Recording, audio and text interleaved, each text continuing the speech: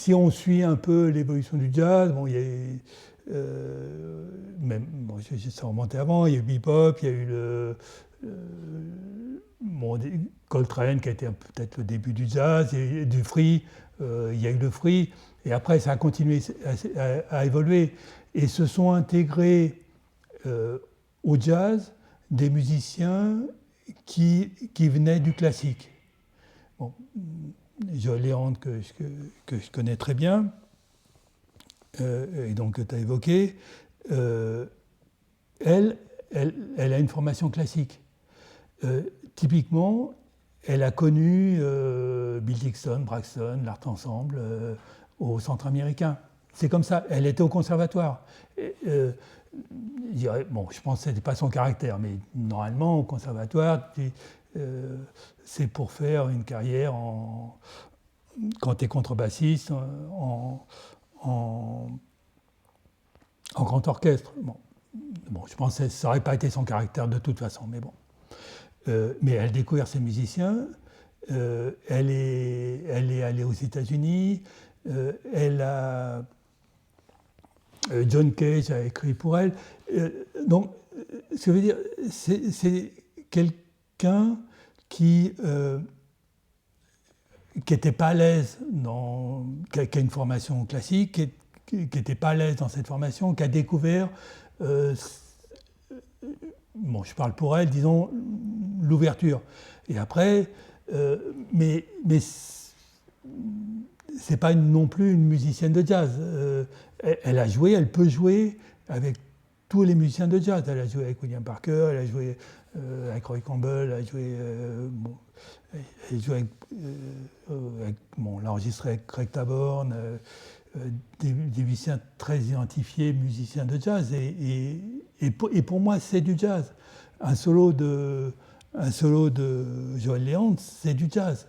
Et effectivement, elle défend l'improvisation comme quelque chose du même niveau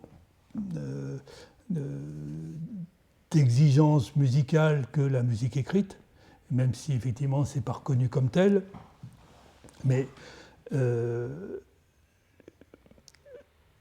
pour moi, c'est pas parce qu'il y a des musiciens qui viennent effectivement de la musique contemporaine, d'autres choses, qui ne vont pas faire du jazz. Ou si on prend un autre chemin qu'on pourrait dire inverse, George Lewis, donc un tromboniste de jazz, il a travaillé à l'IRCAM.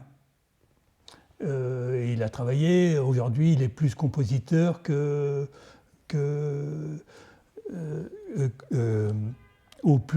si on prend aujourd'hui Tyson Sorey, le batteur, qui est pour moi aussi un musicien de jazz, il écrit beaucoup de musique. Et en tant que musicien contemporain, il fait des très très belles choses.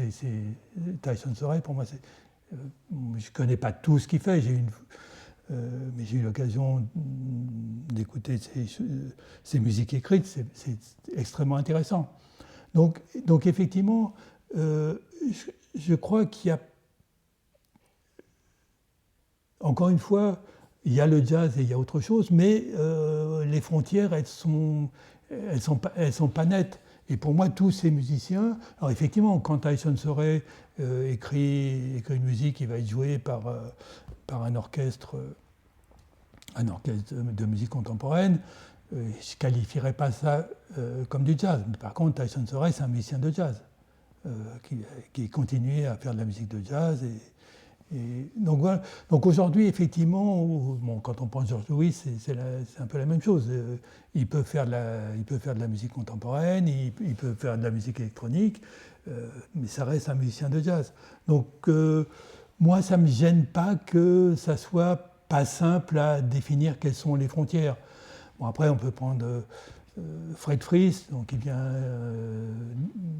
du rock, Henri Cao, et autre chose, qui a fait une carrière assez diverse.